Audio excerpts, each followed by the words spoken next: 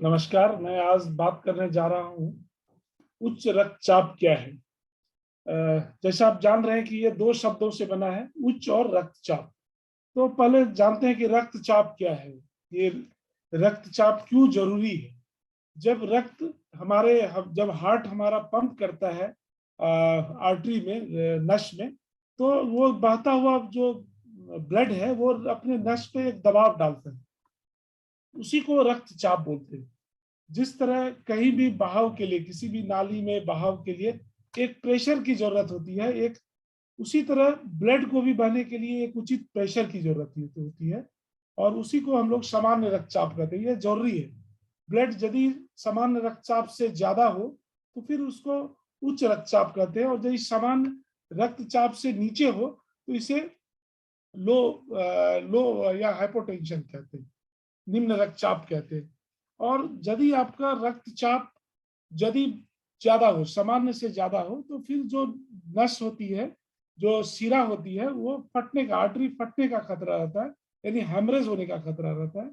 और यदि आपका रक्तचाप सामान्य से कम होता है तो फिर वो ब्लड जमने का खतरा रहता है। इसीलिए सामान्य रक्तचाप बनाए रहना जरूरी है। नहीं तो हमारे विभिन्न जो अंग हैं वो ठीक से काम नहीं करेंगे, और जिससे दुष्प्रभाव हो सकते हैं, कॉम्प्लिकेशंस हो सकते हैं। तो अब मैं बात करता हूं कि उच्च रक्तचाप क्या है। उच्च रक्तचाप, यदि रक्तचाप जो है दिन के समय सभी समय एक सामान्य नहीं रहता है, थोड़ा बहुत फ्लक्चुएशंस होता है। इसको डायगोनल वेरिएशंस बोलते हैं, सीजनल वेरिएशन बोलते हैं। लेकिन यदि ये वेरिएशन खत्म हो जाए या परसिस्टेंटली लंबे समय तक ब्लड प्रेशर जो है हाई रहे, तो फिर उस कंडीशन को हम लोग उच्च रक्तचाप कहते हैं। क्योंकि उच्च रक्तचाप से फिर अलग तरह के कॉम्प्लिकेशंस हो सकते हैं, और जो कॉम्प्लिकेशंस होने से फिर बहुत तरह की शारीरिक समस्याएं हो सकती है। और इसीलिए एक सामान्य रक्तचाप बनाए रहना जरूरी है। अब मैं बात करूंगा कि इसके कारण क्या है। सबसे पहली बात, ये लाइफ स्टाइल डिजीज है, एक अस्वास्थ्यकर जीवन शैली के कारण से उत्पन्न हुई ये प्रक्रिया है, और जो आजकल काफी सामान्य हो गया है। और हमारा देश जो है अभी विश्व में चाइना के बाद हम लोग दूसरे पोजीशन पे हैं, जिसमें उच्च रक्तचाप की समस्या ज्यादा है। और इसका कारण है कि शारीरिक गतिविधि कम होना, मोटापा, धूम्रपान, अल्कोहल का सेवन या तनाव भरी जिंदगी, ये सामान्यतः जो कारण है। ये जो है जो लाइफस्टाइल जो चेंजेस हो रही है हम लोगों की गतिविधियां कम हो रही है, शारीरिक गतिविधि कम हो रही है, और मानसिक गतिविधियां ज्यादा हो रही है। हम ज्यादा तनाव में रह रहे हैं, तो उसके कारण से मोटापा बढ़ रहा है। हम नशे के सेवन कर रहे हैं, धूम्रपान कर रहे हैं। ये सब कारण है हमारे ब्लड प्रेशर को उच्च रक्तचाप होने के कारण से। साथ में कुछ ऐसी भी चीजें हैं, जैसे आयु के साथ हमारी ब्लड प्रेशर बढ़ती है। आयु के साथ हमारी जो धमनी होती है, जो शिरा होती है, जो आर्टरी होती है, वो स्टिफ हो जाता है, कड़ा हो जाता है, और उसमें फैट डिपोजिशन होने लगता है। और जिसके कारण से जो बहाव में एक रेसिस्टेंस पैदा होता है, और जिसके कारण से रक्तचाप, हार्ट को ज्यादा काम करना पड़ता है, जिसके कारण से उच्च रक्तचाप की समस्या आ जाती है। पारिवारिक इतिहास और कारण है कि परिवार, अब यदि हमारे और आपके परिवार में यदि किसी को ब्लड प्रेशर है, माँ को, पिताजी को, दादा दादी, नाना नानी, मामा मामी, तो वो जेनेटिक भी होता है, जिससे कि आपको, ऐसा नहीं कि यदि आपके माँ पिताजी को ब्लड प्रेशर है तो आपको भी होगा, लेकिन जरूरी नहीं है। लेकिन ये आप में खतरा ज्यादा है बनिस्पत जिनका ये पारिवारिक हिस्ट्री नहीं है, उनके बनिस्पत आपको उच्च रक्तचाप होने का खतरा ज्यादा है। तीसरी बात, जो नमक का अत्यधिक सेवन, और आजकल जो फास्ट फूड कल्चर्स है, या प्रिजर्वेटिव, फूड को प्रिजर्व करके हम लोग रखते हैं, फिर उसको रेडी टू कुक जो फूड्स मिल रहे हैं, इसमें नमक का यूज ज्यादा होता है। और यदि नमक का सेवन यदि आप 6 से 7 ग्राम से ज्यादा करते हैं, तो आपको फिर उच्च रक्तचाप होने की संभावना बढ़ जाती है। साथ में पोटाशियम युक्त आहार की यदि कमी है, जैसे ग्रीन लीफी वेजिटेबल, पत्तेदार सब्जियां हैं, डेयरी प्रोडक्ट्स है, दूध के जो प्रोडक्ट्स हैं, यदि इसके इस्तेमाल आप नहीं करते हैं, तो फिर उसमें पोटाशियम की कमी हो जाती है। तो पोटाशियम की कमी होने से भी आपको उच्च रक्तचाप होने का खतरा ज्यादा हो जाता है। तो ये सब सामान्यतः कारण है। और अब मैं बात करता हूँ लक्षण के बारे में। इसके कोई लक्षण नहीं होते, इसको इसीलिए साइलेंट किलर कहा जाता है कि मरीज को पता ही नहीं चलता है कि हमको ब्लड प्रेशर है, क्योंकि यदि थोड़ा बहुत चेंजेस होता है तो बॉडी अडेप्ट कर लेता है। और कोई सिम्टम, जब भी कोई जोखिम तभी होता है जब इसके कोई कॉम्प्लिकेशंस होते हैं। ये सभी अंगों को प्रभावित करते हैं। ब्रेन में यदि हो गया तो स्ट्रोक हो सकता है, लकवा की शिकायत हो सकती है, आंख में समस्याएं हो सकती है, आपके हार्ट में समस्या हो सकती है, आपके गुर्दे में समस्या हो सकती है, और आपके नस में समस्या हो सकती है। तो यानी ये पूरे शरीर में कॉम्प्लिकेशन कराते हैं। और अधिकतर देखा गया है कि मरीज जो होते हैं वो कॉम्प्लिकेशन लेके डॉक्टर के पास पहुंचते हैं, जबकि यदि प्रबंधन इसका शुरुआती दौर में किया जाए तो इसको बहुत हद तक कॉम्प्लिकेशन को रोका जाता है। लेकिन एक बार यदि कॉम्प्लिकेशन हो गया तो फिर इसका निदान संभव नहीं है। तब इसको हम लोग कॉम्प्लिकेशन को कम कर सकते हैं, प्रबंधन के थ्रू इसको एक नियंत्रण कर सकते हैं, लेकिन इसका निदान नहीं है। इसलिए यदि यदि शुरुआती अवस्था में मरीज आ जाता है तो यदि ब्लड प्रेशर को वो सामान्य रखने में कामयाब हो जाता है तो फिर इस तरह की कॉम्प्लिकेशंस नहीं होती है जो इरिवर्सिबल कॉम्प्लिकेशंस होती हैं, और जिसके कारण से इस बीमारी के खतरे से रोका जा सकता है। तो इसीलिए मैं आज विशेष बात करना चाहूंगा कि इसके प्रबंधन की बात में, इसकी निदान नहीं होती है, ये प्रबंधन करनी है। तो प्रबंधन है कि सबसे पहली बात है कि ब्लड प्रेशर को नापना। और आज जिस तरह की ये समस्या हो गई, एक तरह की ग्लोबल, एक तरह की पेंडेमिक हो गई है, तो ब्लड प्रेशर को जानना जरूरी। जो ब्लड प्रेशर हम लोग नापते हैं सामान्यतः, इसमें दो दो रीडिंग्स होती है। एक, जैसे कि सामान्यतः ब्लड प्रेशर 120/80 होता है, और ये आयु के साथ धीरे धीरे बढ़ती जाती है। 120/80 हम लोग एज ए 30 ईयर्स तक के, 30 साल के लोगों के लिए तो हम लोग बोलते हैं कि ये समान ब्लड प्रेशर। और जैसे जैसे उम्र बढ़ती जाती है, ये जैसे मैंने बताया कि हमारी जो आर्टरी होती है वो स्टिफ हो जाती है, कड़ी हो जाती है, और जिसके कारण से जो हार्ट को ज्यादा काम करना पड़ता है तो हमारा ब्लड प्रेशर बढ़ते जाता है। ये एज है, एज को आप रोक नहीं सकते हैं, इस स्टिफनेस को आप कम कर सकते हैं, लेकिन उम्र को तो आप रोक नहीं सकते हैं। इसीलिए ब्लड प्रेशर बढ़ते जाता है। जैसे 40 के ऊपर हो तो हम लोग सामान्यतः 140 है, 140/90 mmHg यदि है, उससे ज्यादा ऊपर है तो उसको हम लोग फिर उच्च रक्तचाप कहते हैं। उच्च रक्तचाप, एक चीज यहाँ मैं क्लियर कर दूं, उच्च रक्तचाप केवल एक रीडिंग पे नहीं लेते हैं, अलग अलग समय में रीडिंग्स लेते हैं। यानी इसको इस तरह कह सकते हैं कि यदि आपका लंबे समय से ब्लड प्रेशर 140/90 से लंबे समय तक बढ़ा रहा हो, तभी आप उच्च रक्तचाप के मरीज हो सकते हैं। सामान्यतः 1-2 ब्लड प्रेशर नापने से नहीं होता। तो जैसा मैंने बताया कि इसके दो दो रीडिंग्स है। जैसे मैंने बताया 140/80, इसमें जो 140 है, जो लार्जर है, इसको सिस्टोलिक ब्लड प्रेशर कहते हैं। जब हमारा हार्ट जो पंप करता है, तो हमारा हार्ट जब पंप करता है तो वो जो फोर्स देता है आर्टरी पे, और जो आर्टरी जो उसके वॉल पे जो प्रेशर होता है उसको सिस्टोलिक ब्लड प्रेशर कहते हैं। और जैसा हम लोग जानते हैं कि हमारा जब हार्ट पंप करता है तो उसके बाद फिर हार्ट रिलैक्स होता है, आराम करता है, तो वो जो नीचे वाला जो उस समय जो आर्टरी पे दबाव होता है उसको हम लोग डायस्टोलिक ब्लड प्रेशर कहते हैं, जो कि कम होता है। जैसे 140/90 यदि ये लेवल है तो 140 जो हो गया वो सिस्टोलिक ब्लड प्रेशर हो गया, यानी जब हार्ट ने पंप किया, और जब हार्ट रिलैक्स किया तो ब्लड प्रेशर 90 हुआ, तो इसका मतलब वो डायस्टोलिक ब्लड प्रेशर हो गया। तो इस तरह हम लोगों को ब्लड प्रेशर के बारे में जानना है कि इसकी दो रीडिंग्स होते हैं, सिस्टोलिक और blood pressure, diastolic blood pressure. और 140/90 से ऊपर यदि रीडिंग्स है तब इसको हम उच्च रक्तचाप के श्रेणी में लाएंगे। दूसरी बात, इसको ब्लड प्रेशर को कैसे नापा जाए। तो ब्लड प्रेशर को नापना सीखना आजकल हर एक जनरल पब्लिक को चाहिए। आजकल बहुत तरह के इंस्ट्रूमेंट उपलब्ध है, जिसमें कि ऑटोमेटिक्स हैं, सेमी ऑटोमेटिक्स हैं, मैनुअल्स हैं।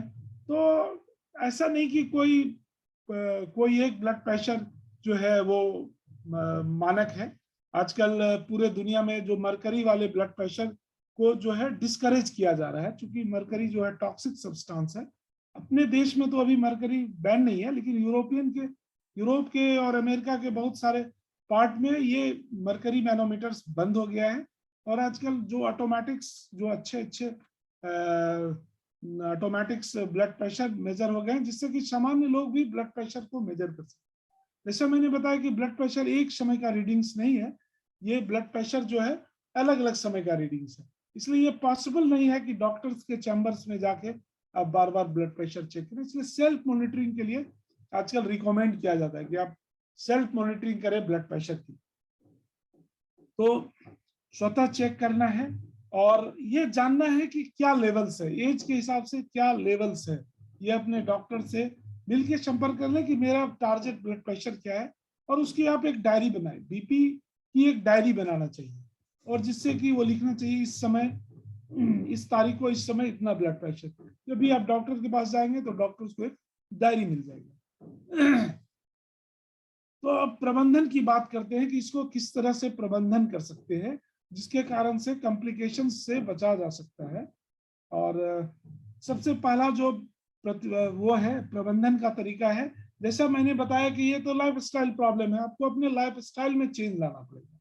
जैसे आप बहुत सारा सीडेंटरी है, लगातार बैठे रहते हैं, बैठे बैठे काम करते हैं, तो आपको आपकी जो नियमित व्यायाम करना पड़ेगा या शारीरिक गतिविधि करनी पड़ेगी। अब है कि कितनी नियमित व्यायाम करें। नियमित व्यायाम मतलब क्या हो गया? नियमित व्यायाम मतलब हो गया जो एडीए का रिकमेंडेशंस है, जो वर्ल्ड अथॉरिटीज है उनका रिकमेंडेशंस है, जो आप सप्ताह में कम से कम 5 दिन करनी है और रोज कम से कम 30 मिनट करना है, तभी होते हैं, उसी को बोलते हैं नियमित व्यायाम। यानी 30 मिनट रोज और सप्ताह में 5 दिन कम से कम। अब 30 मिनट लगातार एक्टिविटीज होना चाहिए। कौन सी एक्टिविटीज करें?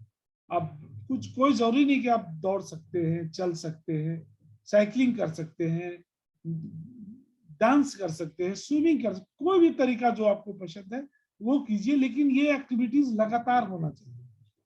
जैसे आजकल कहा भी जा रहा है कि फिटनेस का डोज आधा घंटा रोज, उसी के हिसाब से कहा जा रहा है कि आप कोई भी एक्टिविटीज कीजिए, लेकिन वो एक्टिविटीज कंटिन्यूअस होना चाहिए, थोड़ा सा स्ट्रेनस होना चाहिए। जो वॉक कर रहे हैं तो ब्रिस्क वॉक होनी चाहिए। ब्रिस्क वॉक क्या है?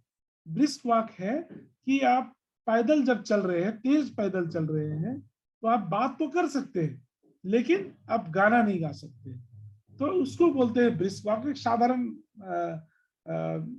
विषय, साधारण भाषा में मैं बता रहा हूँ, एग्जैक्टली इसका साइंटिफिक बेसिस नहीं है, लेकिन हम लोग मरीज को इसी तरह से समझाते हैं कि ब्रिस्क वॉक करनी है।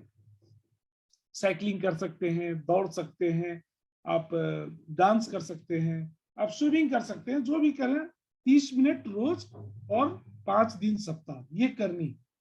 दूसरी बात है कि स्वस्थ आहार लें, ये बहुत जरूरी है, क्योंकि आहार आपका सही होना चाहिए। जैसा मैंने बताया कि आजकल का जो फूड हैबिट्स भी हम लोगों का बदल गया, और वो भी एक कारण है जो ये ब्लड प्रेशर जो है वो जो है हम लोग वर्ल्ड में सेकेंड से। तो हम लोगों को आजकल जो रिकमेंडेड है कि डैश डाइट, यानी dietary against to stop hypertension, DASH diet बोलते हैं, dietary approach to stop hypertension या मेडिटेरियन डाइट, से बहुत तरह के डाइट। इस डाइट की मुख्यतः बातें क्या है?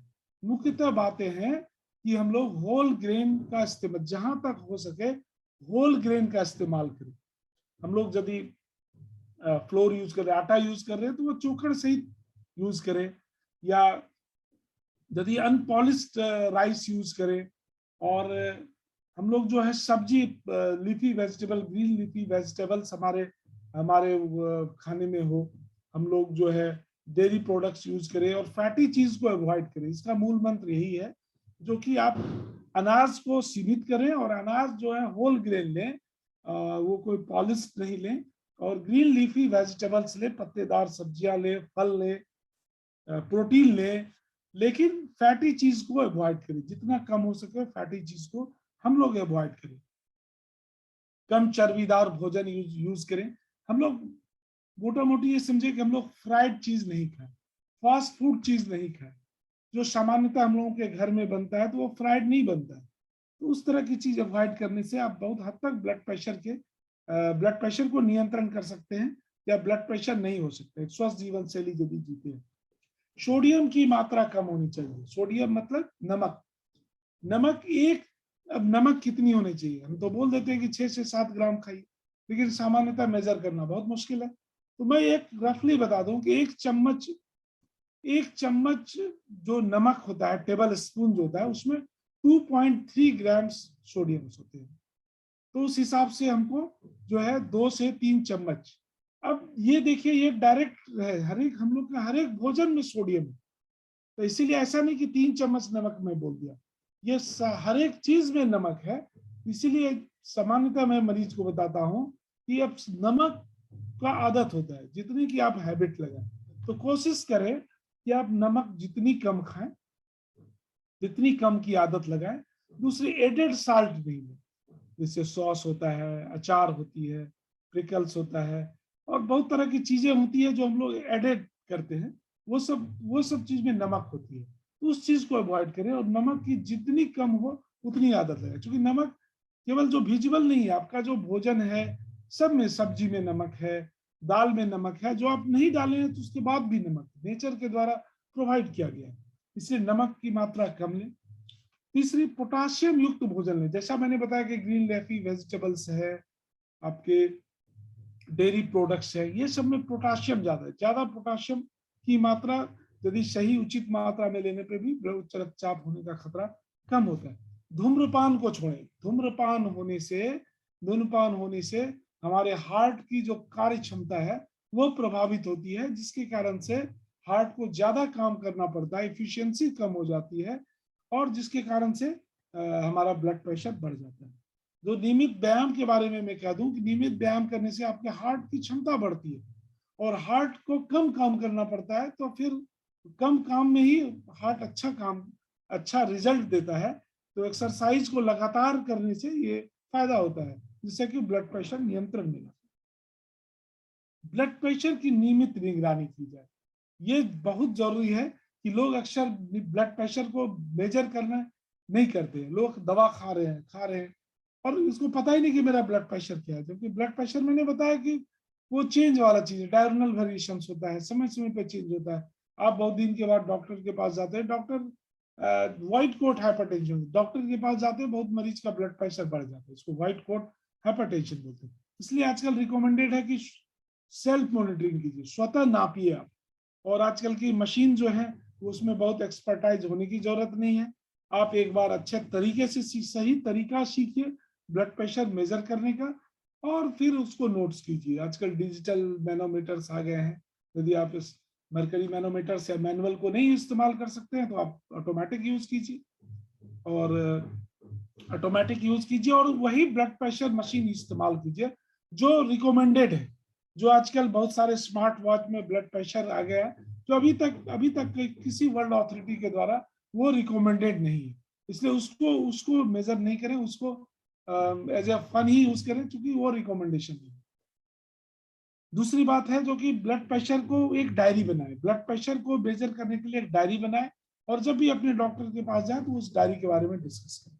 उससे आपका ब्लड प्रेशर नियंत्रण में डॉक्टर को बहुत मदद मिलेगी। एक और इम्पोर्टेंट बात है तनाव को नियंत्रण। आजकल जो लाइफस्टाइल प्रॉब्लम्स, जो लाइफस्टाइल हो गया है, भागम भाग जिंदगी हो गई है, आर्थिक जो है आर्थिक गतिविधि इतने तेज हो रही है कि लोगों के पास तनाव, उसका जो साइड इफेक्ट तनाव आ रहा है, तो तनाव को आप रोक नहीं सकते, ये तो ह्यूमन नेचर से, लेकिन आप उसमें नियंत्रण कर सकते हैं, उसका प्रबंधन कर सकते हैं, उसके तौर तरीके से तनाव को कम किया जा सकता है। और यदि आप तनाव कम करते हैं तो आपके शरीर में एक केमिकल निकलती है तनाव के समय, जो आपके ब्लड प्रेशर को बढ़ा देता है, स्ट्रेस हार्मोन। तो यदि आप तनाव को प्रबंधन सही ढंग से कर लेते हैं, फिर आप में वो स्ट्रेस हार्मोन नहीं निकलता है, तो आपका ब्लड प्रेशर सामान्य रहता है। लास्ट में ये इंपॉर्टेंट है कि दवा का पालन करना। मरीज अक्सर क्या होते हैं कि दवा कुछ दिन खाया, मरीज को सिम्टम्स ठीक है, फिर मरीज दवा बंद कर दिया या अपने आप से दवा का डोज कम कर दिया, तो फिर उससे ब्लड प्रेशर को नियंत्रण करने में बहुत दिक्कत होती है, और उसके कॉम्प्लिकेशन होते हैं। आपको समझ में नहीं आ रहा है कि ब्लड प्रेशर क्या कॉम्प्लिकेशन करा, लेकिन अंदर अंदर वो माइक्रो डैमेज करते जा रहा है, और जो एक दिन लेके आएगा कॉम्प्लिकेशन लेकर, जिसका कोई इलाज नहीं होगा। इसलिए अंत में मैं कहना चाहूंगा कि ब्लड प्रेशर को नियंत्रण के लिए, उच्च रक्तचाप को नियंत्रण के लिए 4 उपाय जरूर सोचें। सबसे पहली बात है कि आहार नियंत्रण, अपने खाने पीने वाले चीज में फास्ट फूड वगैरह को कम करें, फैटी फूड्स कम करें। जब अनाज लें तो वो पूरे अनाज लें, होल ग्रेन लें, हरा साग सब्जी ज्यादा लें, प्रोटीन की मात्रा ज्यादा लें। दूसरी बात है, जो शारीरिक गतिविधियां बढ़ाएं, 30 मिनट रोज 5 दिन सप्ताह। ये फिटनेस का डोज 30 मिनट रोज, और वो सप्ताह 5 दिन का होना चाहिए।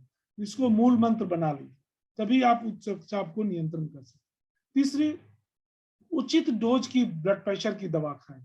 जो ब्लड प्रेशर डॉक्टर्स के द्वारा है, चिकित्सक के द्वारा जो रिकमेंडेड है, वही दवा को लें, और अपने हिसाब से डोज को मॉडिफाई नहीं करें। और चौथी, बराबर चेकअप कराएं। और ये चारों चीज जरूरी है। ऐसा नहीं कि एक चीज जरूरी, दवा खा रहे हैं तो हम खाने पीने में नियंत्रण नहीं कर रहे हैं, शारीरिक गतिविधियां नहीं कर रहे हैं, ये सब नहीं। ये चारों चीज जरूरी है। खान पीन में नियंत्रण, शारीरिक गतिविधियों को बढ़ाना, सही मात्रा में उचित दवा जो डॉक्टर के द्वारा बताया गया है उसको लेना, और चौथी बात जो है, जो बराबर चेकअप कराना। और इस यदि ये सब चीज करते हैं तो उच्च रक्तचाप के जो कॉम्प्लिकेशंस हैं, दुष्प्रभाव हैं, उससे काफी हद तक हम लोग बच सकते हैं।